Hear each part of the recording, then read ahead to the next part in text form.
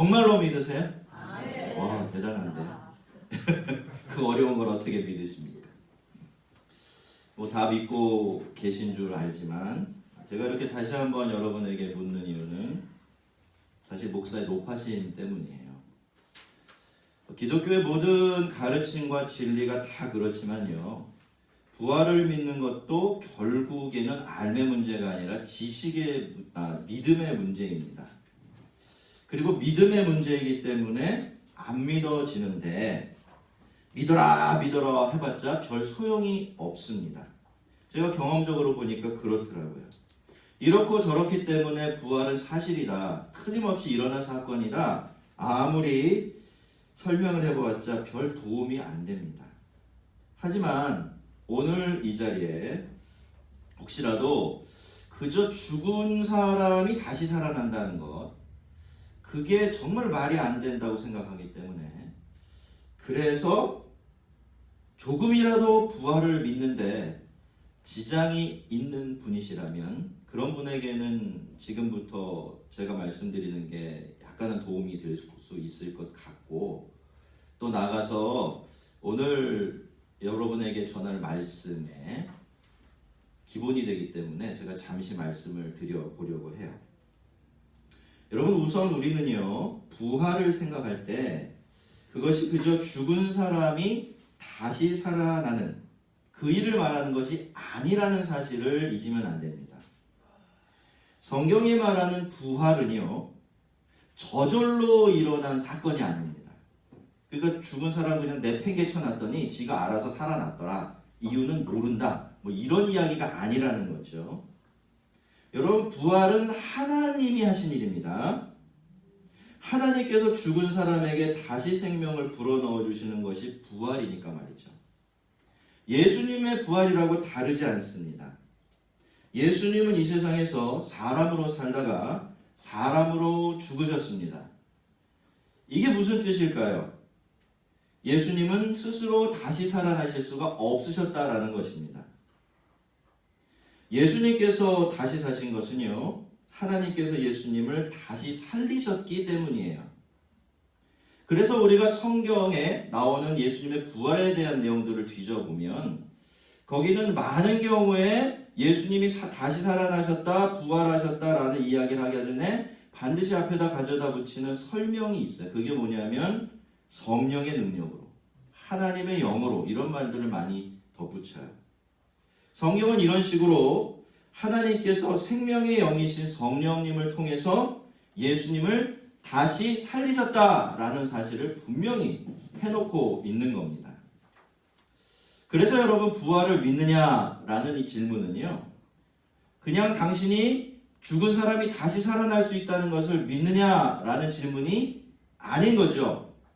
그런 질문이 아니라 하나님이 죽은 사람을 다시 살리실 수 있느냐 하는 질문이 됩니다. 자, 이제 여러분에게 다시 한번 질문을 드려볼게요.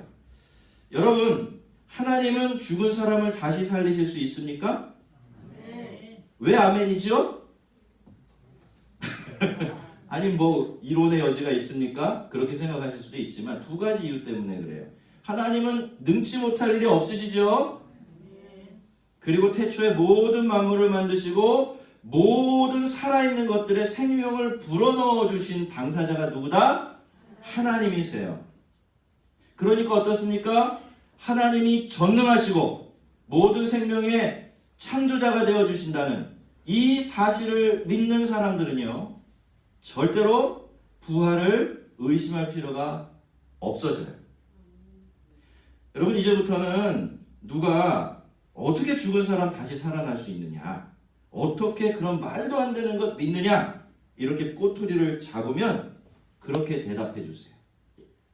내가 믿는 하나님은 전능하신 분이시고 태초에 살아있는 것들에게 생명을 주신 분이기 때문에 당연히 죽은 자도 다시 살리실 수 있다고 나는 믿는다. 내가 하나님을 믿지 않는다면 몰라도 나는 하나님을 믿기 때문에 무엇도 부활도 믿는 거다. 이렇게 대답해 주십시오. 예, 괜히 쫄리지 마시고 괜히 그냥 이거 어떻게 설명해야 되지 고민하지 마시고 오늘 꼭 기억해 놓으시고 그렇게 말씀하시면 돼요. 여러분 결국에는 뭐의 문제다? 믿음의 문제예요. 너 하나님을 왜 믿느냐? 그렇게 질문할 수 있지만 그건 그들이 할 수 있는 질문이 아니죠. 우리가 믿는 믿음의 세계에서는 하나님이 계시기 때문에 부활은 너무나 당연한 당연지사가 되는 것입니다. 여러분, 부활은 따로 믿는 게 아니에요. 이 시간에 분명히 알고 돌아가시기를 바랍니다. 부활은 다른 것과 따로 믿는 게 아니라 하나님의 창조되심을 믿으면 저절로 함께 믿어지는, 옆에 붙어 있는 겁니다. 그래서 사실 여러분, 성경 전체가 계속해서 무슨 이야기를 하냐면 바로 그걸 이야기하고 있어요. 우리를 구원에 이르게 하는 믿음은 예수님의 부활을 믿는 믿음이죠. 그런데 그 부활을 믿는 믿음을 설명할 때 그 믿음을 하나님을 창조주로 믿는 믿음하고 이렇게 하나로 연결시켜 놨어요. 그게 성경 전체가 우리에게 계속해서 알려주는 메시지예요. 여러분, 성령 예수님은 다시 사셨습니다. 예수님처럼 우리도 다시 살 겁니다. 이제 더 분명해지고 확실해지셨죠? 여러분, 하나님이 없다면 부활도 없습니다. 하지만 하나님이 계신다면 예수님의 부활도 사실이고 우리도 반드시 부활할 것입니다. 자, 그런데 일단 이렇게 하나님이 계시고 그래서 우리의 부활이 확실해졌다면 자, 그 다음에 우리가 할 일이 하나 있을 것 같지 않습니까? 부활이 없다면 몰라도 부활이 있어요. 그러면 이제 우리가 어떻게 살아야 되죠? 이 문제가 남는 거죠. 그죠? 왜? 부활이라는 게요, 성경적으로 보면요, 누구에게나 마구잡이로 주어지는 은혜가 아니에요. 이 부활이 있음을 믿고 그 부활을 준비한 사람들에게만 영광스럽게 주어지는 하나님의 선물입니다. 그러니까 우리가 어떻게 해야 될까요? 이 부활을 어떻게 준비해야 할 줄도 알아야 하고 또 그렇게 아는 대로 우리의 삶의 방향을 잘 잡아가야 하기도 하는 겁니다. 자, 한번 따라해 볼까요? 부활을 준비합시다. 영광을 준비합시다. 자, 이 일은 명절. 그러니까 예수님께서 마지막으로 이 세상에서 유월절을 지내실 때 그 기간 동안에 있었던 일인데요. 그때 예루살렘으로 예배를 드리러 온 순례객들 중에서는 헬라인이 더러 포함되어 있었어요. 와, 6월절에 예루살렘에 헬라인이라니 조금 뭔가 안 어울릴 수도 있지만 그 시대에는 헬라인 중에서 유대교로 개종한 사람들이 드물지가 않았거든요.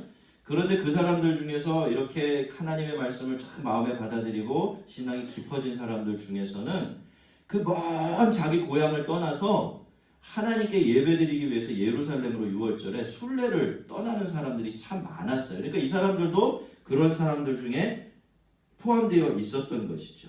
근데 여러분, 그렇게 이 사람들이 예루살렘까지 하나님을 예배하러 와서 누구를 찾은 겁니까? 예수님을 찾아왔어요. 단순히 예수님에 대한 소문을 듣고 그렇게 했을 수도 있겠지만 이 경우에는 전혀 그런 것 같지가 않아요. 왜냐하면 예수님께서 제자들을 통해 이방인들이 예수님을 찾아왔습니다 라고 말씀을 드렸을 때 예수님이 어떤 반응을 보이셨습니까? 이렇게 말씀하셨죠. 인자가 영광을 얻을 때가 왔도다. 여러분, 그 헬라인들은요, 예수님이 누구인 줄 알아보았고 그래서 하나님을 예배하러 왔다가, 잘 한번 생각해 보세요. 하나님을 예배하러 왔다가 예수님을 찾아온 거예요. 그리고 예수님도 그들이 왜 자신을 찾아왔는지 알고 계셨던 거죠. 무슨 뜻일까요? 이 헬라인들은 놀랍게도 예수가 누구다? 오시기로 되어 있는 하나님의 아들 그리스도라는 것을 믿고 있었던 겁니다. 그러니까 하나님을 예배하러 와서는 예수님을 찾아온 거겠죠. 인자가 영광을 얻을 때가 왔도다. 예수님은 지금까지 계속해서 뭐라고 말씀해 오셨냐면요. 내 때가 아니야. 아직은 때가 안 됐어. 계속해서 이런 말씀만 하셨거든요. 그래서 제자들은 사실 김이 좀 많이 빠져 있었어요. 이제나 저제나 저 입에서 좀 우리가 소망하는 메시지들이 흘러나오면 좋겠는데 맨날 아니라고 하시니까 그런 거죠. 그런데 여러분, 이제 드디어 예수님께서 내가 영광을 받을 나의 시간이 왔다. 이렇게 말씀을 하셨으니 제자들이 얼마나 신이 났을까요? 그런데 그렇게 한껏 신이 나서 이제는 원님 덕분에 나팔 좀 불겠구나 라고 생각하고 있었던 이 제자들의 기대감에 예수님은 찬물을 확 끼얹어 버리십니다. 내가 진실로 진실로 너에게 이르노니 한 알의 밀이 땅에 떨어져 죽지 아니하면 한 알 그대로 있고 죽으면 많은 열매를 맺느니라 라고 하신 겁니다. 영광이라고 하셔서 내가 영광을 얻을 때가 됐다고 하셔서 잔뜩 기대를 했는데 진실로 진실로라고 예수님이 정말 정말 중요하다고 생각하시는 말씀을 하실 때만 사용하시는 말씀을 딱 앞에 세우고서 영광이 아니라 죽음에 대해서 말씀하신 거죠. 제자들은 또 실망했겠죠. 에이, 내 그럴 줄 알았다. 이렇게 생각했을 수도 있어요. 근데 여러분 사실 그 순간에 예수님은요 정말로 영광에 대해서 말씀하고 계셨어요. 그 영광을 어떻게 하면 얻게 되는가에 가서 말씀을 하셨고요.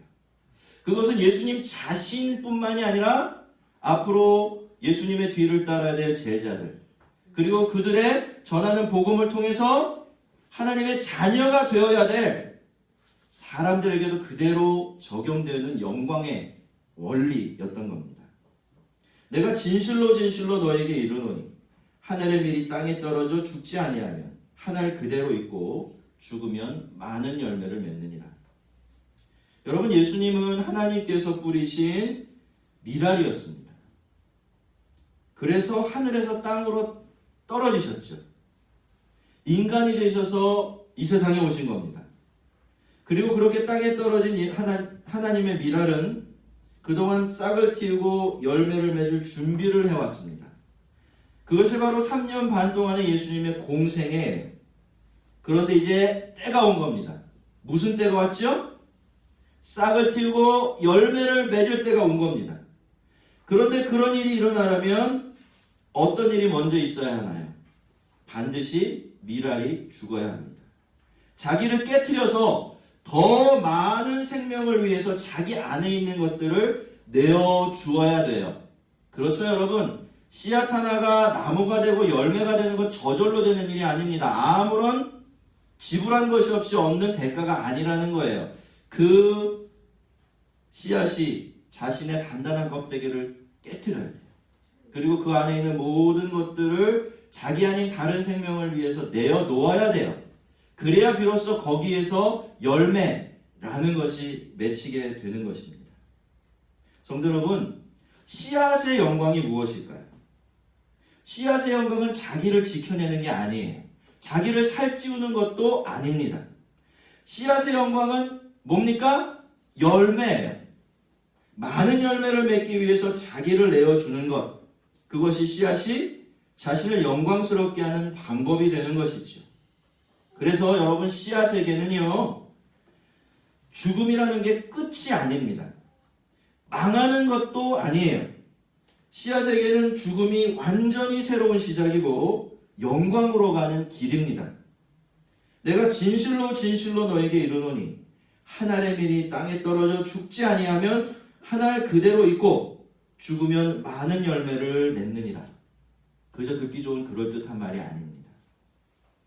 정말로 그 한 알의 밀알에서 많은 열매가 맺혔습니다. 헤아릴 수 없는 생명이 그 밀알 하나에서 태어났고 그 이후에도 수많은 똑같은 밀알들이 생명들이 그 밀알에서 태어났어요. 어떻게 알 수 있죠? 어떻게 장담할 수 있나요? 저와 여러분이 그 열매잖아요. 저와 여러분이 그 한 알의 밀알에서 새롭게 태어난 새로운 생명들이기 때문에 우리는 이걸 사실로 인정할 수밖에 없는 겁니다. 그런데 만약에 하나님께서 땅에 뿌리신 그 한 알의 밀알이 죽지 않으려고 했다면, 자기만 살자고 발버둥을 쳤다면 어떻게 되었을까요? 그러면 거기서는 아무런 열매도 맺히지 않았을 겁니다. 그래서 씨앗도 영광을 얻지 못했겠죠. 여러분, 세상도요, 어떤 인생이 가치 있고 또 영광스러운 인생인지를 잘 알고 있습니다. 사람들이 가치 있다고 영광스럽다고 칭송하는 사람은 자기만 생각하며 사는 사람들이 아니죠. 자기만 지키려고 하고 자기만 살 찌우려고 하는 그런 사람들 세상이 훌륭하다 인정해주지 않습니다. 그래서 그렇게 돈을 사랑하는 세상이지만 어떤 사람이 그저 돈이 많다고 해서 그 사람을 위인으로 칭송하진 않습니다. 권력이 그렇게 좋다고 해도 그것만 보고서 그 사람을 훌륭하다라고 말하는 법은 없습니다. 저 사람 성공했다, 저 사람 부자네, 부러워할 수는 있겠지만요. 그래서 참 영광스럽구나, 정말 아름답네, 감동적이네 칭찬해 주지는 않는 것이죠.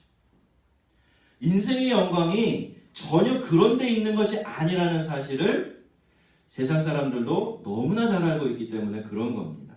자, 그러면 믿지 않는 사람들도 이렇다면요, 하나님은 오죽이나 더 그러하시겠습니까?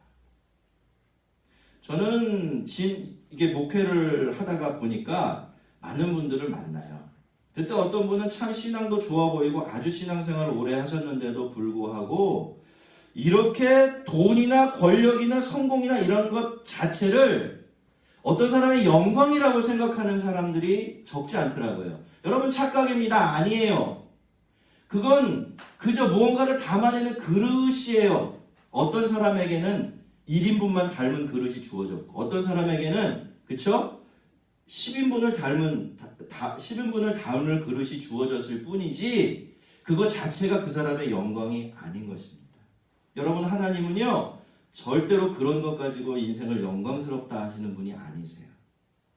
자기의 생명을 사랑하는 자는 잃어버릴 것이요, 이 세상에서 자기의 생명을 미워하는 자는 영생하도록 보전하리라. 여러분, 우리는 너나 할 것 없이 다 자기 생명 사랑합니다. 자기 생명에 집착을 보이죠. 우리에게는 우리의 생명이 그만큼 소중하기 때문에 우리가 저절로 그렇게 되게 되어 있습니다. 우리가 수고하기 싫어하고 게을러지기 싫어하고 어떻게든지 뭔가 좀 안 하려고 하는 것도 다 그래서예요. 그렇죠? 그 귀한 생명 달아서 없어질까봐 그렇게 몸을 사리는 겁니다. 그런데 여러분, 우리 생명은 하나님께서 우리에게 맡기신 하늘의 미랄이에요. 그래서 우리가 우리 생명을 너무 지나치게 사랑하게 되면 우리는 그 미랄을 땅에 심지 못합니다. 땅에 심지 못하면 열매도 없죠. 열매를 맺지 못하면 영광도 없습니다. 겉으로는 참 대단해 보이는 인생일지 몰라도 그렇게 미랄 하나로 끝나고 마는 그런 인생이 되어버리는 거죠. 그래서 우리는 의도적으로, 이 말이 중요합니다. 의도적으로, 여러분, 신앙생활은 의도적으로 하셔야 돼요. 뜻을 정하고 그 뜻을 이루기 위해서 열심히 달려가는 신앙이 돼야 돼요. 그냥 내버려두고 어떻게 되겠지 본능대로 가다가는 아무것도 안 됩니다. 신앙이란 그렇게 사실 만만한 게 아니에요. 왜냐하면 우리의 신앙은 늘 우리의 본성에 편을 들어주는 것이 아니라 거스르는 것이기 때문에 그래요. 그래서 우리가 무언가 신앙 안에서 가치 있고 의미 있는 일을 하려고 하면, 정말 나의 신앙생활이 영광스러운 신앙생활이 되려고 하면, 여러분 다 원하시죠? 여러분 다 소원하고 계십니까? 그렇다면 신앙생활 어떻게 해야 된다? 의도적으로 해야 돼요. 네, 열심히가 아니라 의도적으로. 열심하고 의도는 다릅니다. 열정만 있다고 의도가 있는 게 아니에요. 그렇죠? 의도는 목적, 바라는 바를 뜻하는 겁니다. 그걸 딱 정해놓고 일부러 그렇게 하는 거예요. 여러분, 우리는 일부러 어떻게 합니까? 일부러 자꾸 자기 생명을 바깥으로 밀어내며 살아야 돼요. 흘려보내며 살아야 한다는 겁니다. 그래야 그 소중한 미랄, 우리의 생명, 땅에 심을 수 있고, 땅에 심어야 열매가 생길 수 있고, 열매를 맺어야 영광스러워질 수 있는 겁니다. 그런데 우리 주님의 말씀에 따르면요, 이 열매는 우리의 영광뿐만이 아니라 우리가 우리의 생명을 영원히 지켜내게 해주는 유일한 방편이 되기도 해요. 예수님께서는 자기 생명을 사랑하는 자는 뭐라고요? 잃어버릴 것이고, 세상에서 자기 생명을 미워하는 자는 영생하도록 지키게 될 것이다. 이렇게 약속하셨는데요. 여러분, 이건 세상의 방식이 아닙니다.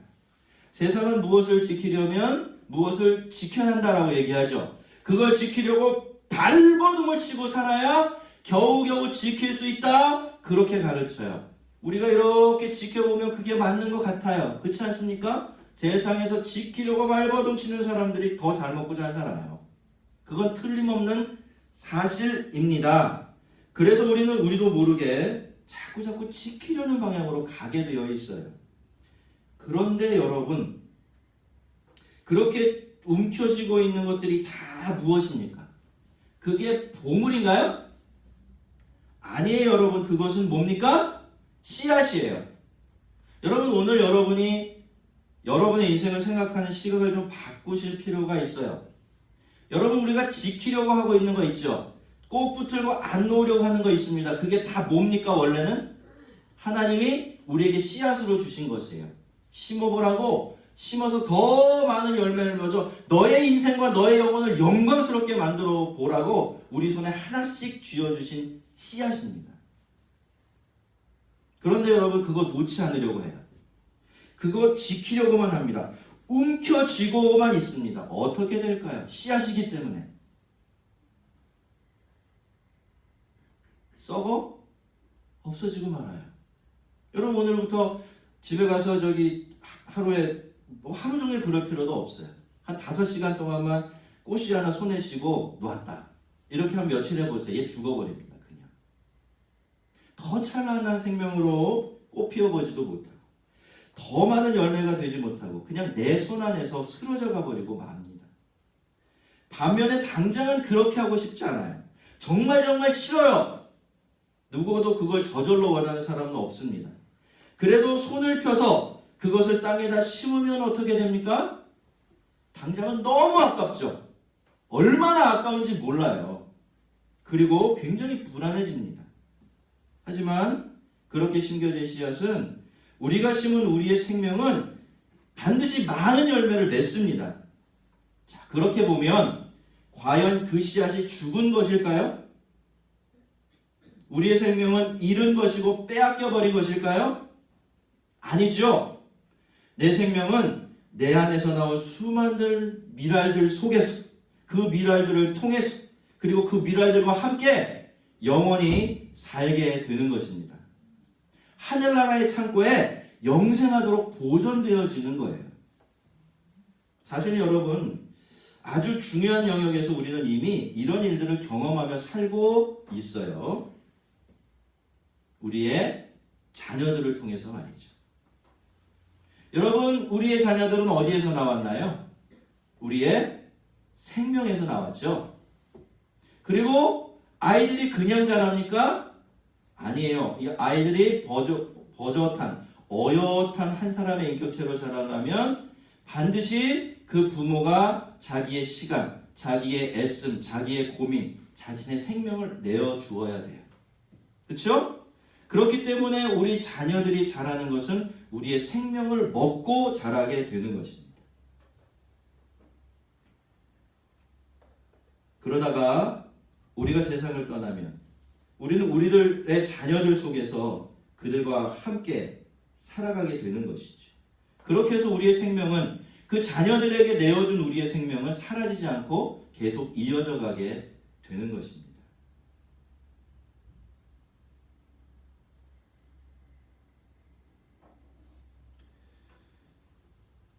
그렇기 때문에 여러분, 우리가 생각하는 것과는 사실 반대죠. 자기 생명을 너무 사랑하면 오히려 그 생명을 잃게 되고요. 이 세상에서, 그러니까 지금 여기서 살아가는 동안 우리가 마치 우리의 생명을 미워하기라도 하듯이 그렇게 씨앗을 뿌리듯이 우리의 인생을 살아나게 되어지면 그 생명은 영생하도록 보존하게 됩니다. 영원히 지켜지게 되는 거예요. 그것도 더 많고 더 크고 더 영광스러운 생명으로 말이죠. 여러분, 이게 손해보는 장사입니까? 이래서 망한 겁니까? 어리석은 사람들이나 이렇게 사나요? 절대로 그렇지가 않습니다. 하나를 심어서 많은 것을 거둬들일 수 있다면, 찰나를 심어서 영혼을 얻을 수 있다면 그리고 그것이 영원한 우리의 영광이 되고 영생이 될 수 있다면 여러분 그것보다 세상에 더 많이 남는 장사는 없겠죠. 부활이 없고 영생이 없다면요. 그렇지 않아요. 우리가 이 세상에서 살다가 말 거라면 최고로 이기적으로 사는 게 제일 좋은 방식입니다. 근데 만약에라도 부활이 있고 영생이 있으면 얘기가 확 달라져 버려요. 그죠? 지금은 심는 기간입니다. 열매를 따는 기간이 아니라는 거예요. 지금 열심히 심어야 돼요. 그래서 부활이 있고 영생이 있으면 여러분 이 모든 이야기는 완전히 달라질 수밖에 없는 겁니다. 성도 여러분 부활을 믿으십니까? 자, 그러면 부활을 믿는다는 것은 무슨 뜻일까요? 그것은 우리가 더 이상 죽음을 두려워하지 않게 된다는 이야기입니다. 이 세계에 소망을 두는 것이 아니라 영생을 소망한다는 뜻이고요. 그래서 기꺼이 나의 생명을 이 하늘의 귀중한 미라를 땅에 심고서 열매 맺힐 것을 기다릴 줄 아는 사람이 되어진다는 뜻입니다. 여러분 저는요. 언젠가 부활을 정말로 확신하게 되었을 때 영생을 소망하게 되었을 때 정말로 이렇게 변해버렸어요. 제가 그래서 뭐 큰 희생을 하거나 손해를 보고 있다라는 뜻은 아니지만요. 저도 씨앗을 뿌리게 되었어요. 이 귀한 생명이라는 미라를 날마다 심게 되었어요. 어디에다가 심게 되었을까요? 저는 어디에다가 저의 생명이라는 이 미라 하나를 뿌리고 있을까요? 여러분이에요. 여러분이에요.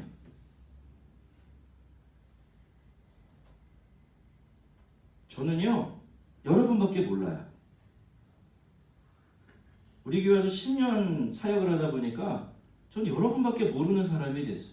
어떻게 하면 여러분을 더 하나님 앞에 영광스럽게 만들까? 어떻게 하면 여러분을 좀 더 칭찬받는 인생이 되게 할까? 지금 여기서 잠시 반짝하고 많은 인생이 아니라 그 나라에 가서 영원히 찬란하게 빛을 낼 수 있는 그런 인생이 되게 하려면 내가 어떻게 하면 도움을 줄 수 있을까? 그것 때문에 새벽마다 기도하고 열심히 늘 말씀을 준비하고 있어요. 제가 공치사하는 게 아닙니다. 저는 이기적인 사람이에요. 저를 위해서 그렇게 해요.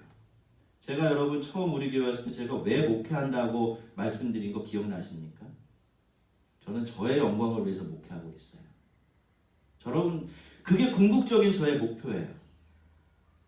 그런데 그러려면 어떻게 해야 돼요? 열심히 하나님께서 나에게 주신 밭에다가 내 인생이라는 씨앗을 열심히 뿌려야 돼요. 그렇죠? 그래서 여러분에게 열심히 제 인생 씨앗으로 뿌려내고 있는 겁니다. 여러분 저는 여러분을 다 저와 같은 인생으로 초청하고 싶어요.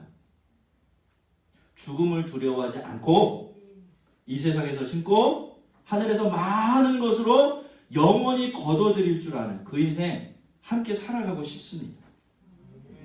여러분 부활이 있습니까? 영생이 있나요? 그러면 우리는 씨앗을 뿌려야 합니다. 어떤 유명한 목사님의 말씀처럼 울더라도 씨앗을 뿌려야 돼요. 시편 기자는 분명하게 말씀합니다. 울면서 씨를 뿌리는 자는 어떻게? 기쁨으로 단을 거둔다 약속하고 있어요. 여러분 지금만 살고 마시겠습니까? 지금만 반짝하고 마시겠나요? 아닙니다 여러분. 우리에게는 이미 부활이 약속되어 있고 영생이 약속되어 있는 거예요. 그 영혼을 위해서 사셔야 합니다. 그 영광을 위해서 살아가셔야 하고요. 오늘 우리는 부활절의 성찬을 받게 될 겁니다. 그런데 이 부활절의 성찬은 부활절의 성찬이기 때문에 더 특별합니다. 이 성찬은요, 우리가 주님의 죽음보다는 부활을 기념하며 행하는 그런 성찬이기 때문에 그래요. 여러분, 우리 주님은 오늘 부활하셨습니다. 죽음으로써 다시 사셨고요. 지금도 그래서 우리 안에 살고 계십니다. 영원히 죽지 않는 부활의 생명으로 우리 안에 계세요. 그래서 예수 믿는 우리는 죽어도 다시 살 겁니다. 살아서 예수를 믿으면 영원히 죽지 않을 겁니다. 할렐루야. 그래서 우리는 우리의 생명을 미워할 수 있어요. 그 말씀은 안 하시면 좋겠는데. 여러분, 내가 진실로 진실로 너에게 이르노니 한 알의 밀이 땅에 떨어져 죽지 아니하면 한 알 그대로 있고 죽으면 많은 열매를 맺느니라. 여러분, 내놓으라는 게 아니에요. 너 내놔! 아니면 국물도 없어, 이 말씀이 아닌 거예요. 여러분, 이 말씀은요, 정말 부활을 믿고 영생을 소망하는 사람들에게 주시는 가장 큰 축복입니다. 왜 그렇습니까? 이 말씀 안에 우리가 영원히 영광스러워지려면, 그걸 정말로 원한다면 어떤 길을 어떻게 걸어가야 하는지에 대한 주님의 비밀이 다 숨어있기 때문입니다. 주님은 오늘 이 말씀을 통해서 늘 살려고만 하다가 영원히 죽고마는 손안의 씨앗 같은 인생을 벗어나서 자유롭게 씨 뿌리며 풍성하게 열매 맺고 영원히 사는 인생으로 가는 길 보여주고 계신 겁니다. 우리 모두 이 가슴 속에 부활의 확신과 영생의 소망을 품은 사람답게 열심히 자기 인생과 생명으로 씨 뿌리며 사는 그런 복되고 영광스러운 인생 되시기를 주의 이름으로 축원합니다. 우리 잠시 말씀을 생각하면서 기도하겠습니다.